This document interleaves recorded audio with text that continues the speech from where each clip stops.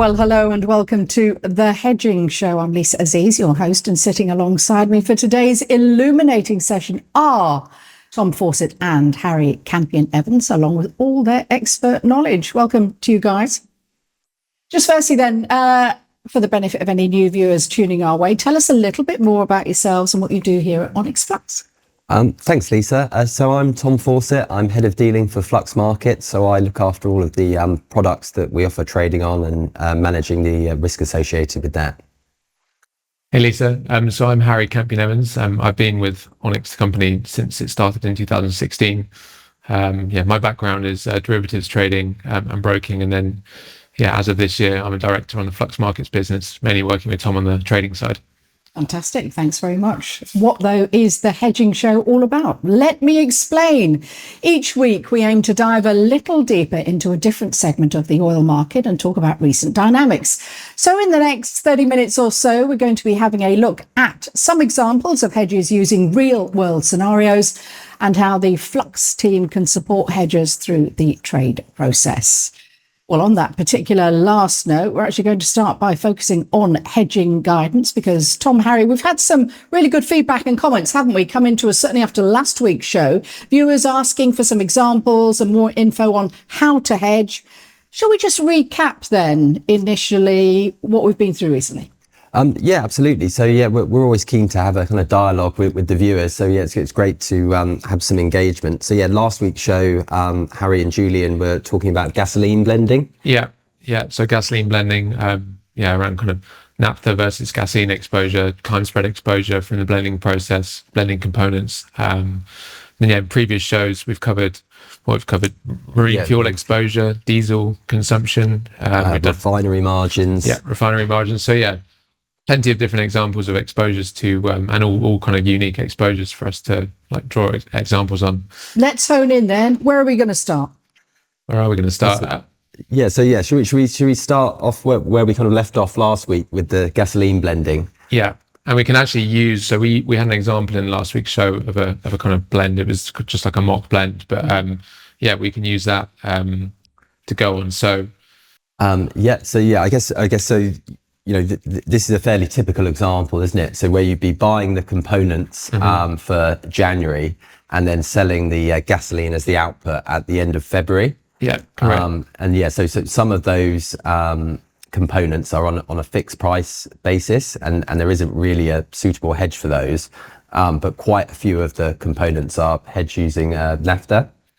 Yeah, so the fixed price components don't actually need to be hedged because they're bought at a fixed value. So typically blenders will buy components on a kind of mixed basis where, some of it would be pricing against naphtha, some against gasoline, and some would just be a fixed price. And then, for the gasoline blend, they're typically selling it all on one index we've got on the bottom line there.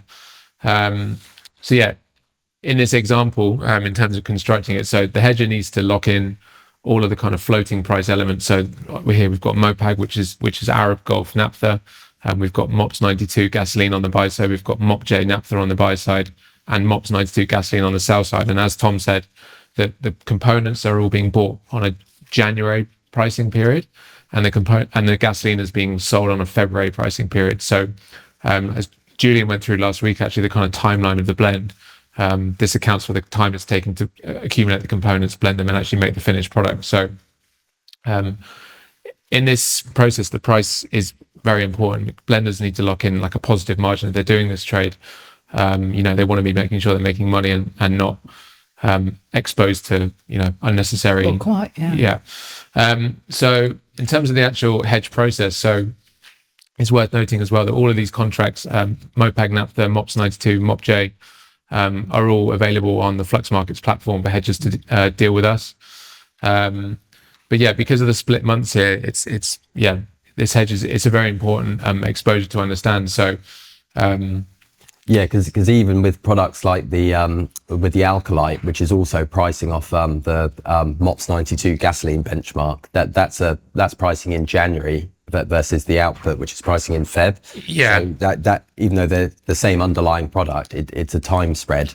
The two different pricing periods, and there can be a lot of volatility between those different pricing periods. Yeah, exactly. So Yeah, so in terms of the actual hedge itself, so on the slate, you've got three different components that need to be hedged on the buy side. So you've got 40,000 barrels of MOPAG naphtha, which equates to 4.5 KT.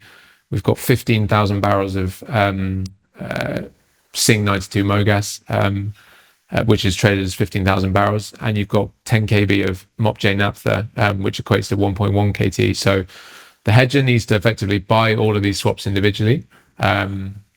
Well, they need exposure to all of these swaps individually, all pricing against January. And the sell side is 100,000 barrels of Sing 92 MOGAS, which equates to 100,000 barrels. And that's in February. So the hedge will look like three separate long positions of Jan, MOPAG 92 and MopJ, and then one short position of 92 in February. So because of the split month exposure, the expiry is really important in that the differential price that they trade into will be one price, but the price it actually expires at could be wildly different because you're running exposures across 2 months. And the more kind of months you cross in exposure, the more kind of volatile your risk can be. Because that Feb 92 could price completely like independently away from where all the components priced on the buy side. Yeah, so I guess like during the month of January, while they've got kind of both sides of the trade on, they've actually got a lot less risk on. So if there's a big move up or a big move down, they're going to be sort of fairly well insulated. But once those January positions roll off, they're just left with that naked short position as the hedge.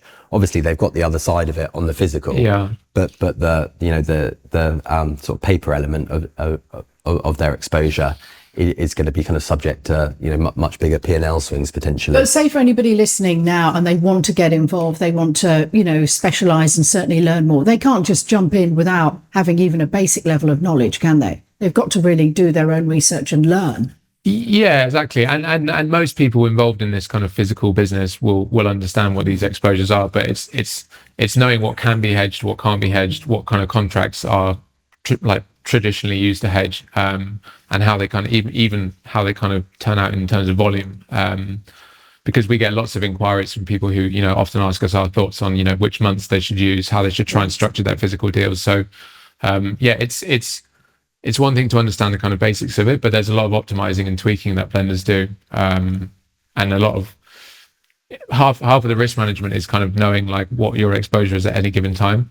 Because a lot of them kind of just think it's like a do it once and forget about it, but a lot of the time it does have to be managed on a kind of real-time basis. And each trade, presumably you learn something. Yeah, exactly. Yeah, no, 100%. Yeah, it's like a sort of constant process, isn't it? Yeah. Where you're refining it and improving it as you're kind of repeating each cycle. But I think that's kind of what we're here for, and that's where we can add a lot of value to our clients, right? That's your level of expertise. Yeah. I think that's it for that one. So yeah, that would be the kind of like basic hedge process there. And yeah, like I say, it's a 2 month kind of expiry process. So yeah, there would be a lot of, if it was unhedged physical, there would be a huge amount of P&L volatility there. Thanks, guys, for that. Well, shall we just look at another example now, say marine fuel? This next example is probably a little bit more vanilla, but is probably one of the one that we deal with most commonly. So let's say, for example, you're a ship owner, you've got a time charter for the first quarter of next year, and you're responsible for the fuel costs, and you're expecting to use about 1,000 tons per month. So rather than leave yourself exposed to price increases next year, you can lock in the price now by buying 1,000 tons per month of the Q1 contract. So I think in this example, we're looking at a very low sulfur fuel oil, and the ship owner is expecting the ship to be chartered in Southeast Asia. So we're choosing the 0.5% Singapore contract as the benchmark, as offering the most accurate reflection of where they'll actually be buying that fuel as the ship's out to charter. I think it's also worth mentioning as well from a physical perspective, when you take these time charters out, when they take the time charters out and they know how much fuel they're going to burn, they are effectively, and this is sometimes harder to get your head around, they are effectively now short fuel, which is why the hedge is to buy fuel. So even though you haven't, it's all kind of virtual barrels because it's in the future, but as soon as you take that ship out and charter, you know how much you're going to burn, you are exposed to that fuel price. So effectively they're now short, which is why they always come to buy the kind of future kind of predicted demand. So this hedge is to kind of cover like Tom said, fuel price rises between now and when you actually need it, because you know that you're going to be doing this voyage, so you know that you're going to need fuel. So because it's such a huge variable cost of the voyage, they can't, and often they'll use that current price to kind of calculate the actual money they're going to be making on this whole thing. So if fuel prices kind of blow out by 100%, then they're not going to want to do it, because there's going to be no like profit in doing these voyages. So yeah, it's really essential that hedgers understand that as soon as they take on these time charters and they know how much fuel they're going to burn, they are short and they need to cover by buying. This is like the start of next year, but presumably these people are looking deep into next year, or not? Oh yeah, I mean these kind of trades can go on like many years out. So this example is just a pretty vanilla kind of Q1. But yeah, I mean we sometimes get inquiries which are kind of split across 2 years, and that could just be a treasury department looking at a level that they think the average of all those 2 years is just a level that works with their budget. So they want to lock in like a small amount of fuel. It could be like a cruise ship company who are going to run. They know they're going to be running every month, so they're going to look at the fuel cost and be like, we'll buy some there as a kind of hedge because we like that level. And often they look at like round numbers because it just looks nice, fits with their budget. So quite often what you see is these companies opportunistically hedging like long dated strips, just because it works with their budget. They know that it kind of ticket sales, everything works with that number. So there's no harm in kind of locking in that level. What about bigger events, like say at the start of next year or towards Easter? Who knows? The Ukraine-Russia war might be over, and then suddenly Russia's allowed to start, shipping their oil legally once again. Do refiners and ship owners, are they thinking about things like that too? Probably. I guess they're probably thinking more, I suppose, where they're legally going to be able to buy fuel from and the kind of origins of that fuel, because that's the issue at the moment. Is it's like where can you buy fuel from if you're doing a voyage around there? Certain ships are sanctioned. So if all of that changes, then yeah, I mean the whole thing is going to. It's probably hard to explain right now, like all the impact of all that. But yeah, I mean that's certainly what's been driving a lot of volatility in the diesel market recently, probably more so than shipping, but obviously it affects all areas.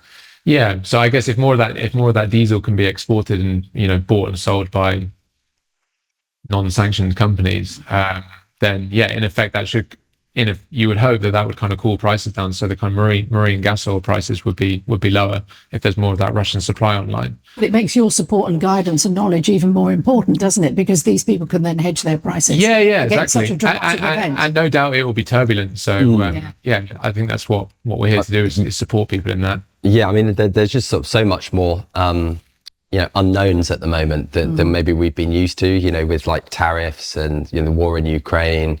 I think, and it really just emphasizes the importance of hedging and taking out that uncertainty from your business.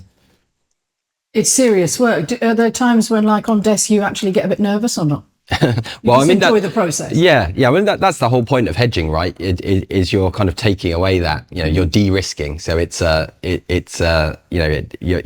you're helping. It's not like you're just putting on a speculative position, hoping that something's going to happen. You're saying, I don't really care if it happens or not, because I've already locked in my future costs. Let's just have a reminder now then for anybody new, especially tuning our way. How can Flux markets help hedgers in general? So I suppose it's a few different ways. One, it's kind of providing the products and the technology that allow clients to construct these really accurate, detailed hedges that suit their business. It's providing the expertise and guidance and helping clients to be able to navigate those hedges and build them and work out how to improve them. End-to-end support. Yeah, exactly. Because that's what a lot of clients want. They want end-to-end support. Like often, if they're not totally versed in derivatives, they want our experience, and that's what we're here for. If we're not kind of giving people access to that, then we're not doing our jobs well. So. And are you able to sort of, I mean, we're rapidly heading towards the end of the year now, say sum up 2025, has it thrown up necessarily any surprises? Are there more customers, as it were, coming your way? Yeah, very much so. So yeah, I mean, it's been a very kind of, been a very choppy year for distillates, particularly diesel. It's been a very strong year for gasoline, and we're seeing a lot of demand at the moment from particularly sort of marine fuel clients, aren't we? So a lot of business coming through the door there, and quite a strong pipeline for next year. Yeah, I think those businesses that tend to work on quite fine margins. Yeah, marine fuel is like a real example of that. And when you have such like a year with such volatility, and it's no secret that a lot of people have struggled this year in the oil market. So when your business is operating on such fine margins, it kind of, the life cycle of our help tends to go from kind of navigating, and supporting to kind of, then they realize that they need to take hedging seriously. It needs to be like a kind of very objective process, rather than when there's a good year, people can kind of get away with sometimes being a bit fast and loose with it. Whereas like in years like this, you kind of realize that, it should be like kind of methodical process. So our kind of way of helping people navigate has sort of led to them being a bit more process driven rather than fast and loose with it. And I think that's one other good point is that they really appreciate the transparency of the platform. So being able to see a live price, live mark to market P&L, so important in real time. And in a market which traditionally has been very opaque as well, it's quite a game changer. It's a genuine edge, and again, like I say, when a business is running on such fine margins, it's invaluable. Brilliant, thank you. And that is it for this week's session of the Hedging Show. Tom, Harry, thank you very much indeed. And thank you, of course, for watching. Remember, though, you can head to flux.live or freemium or the QR code for plenty more info. We'll see you next week.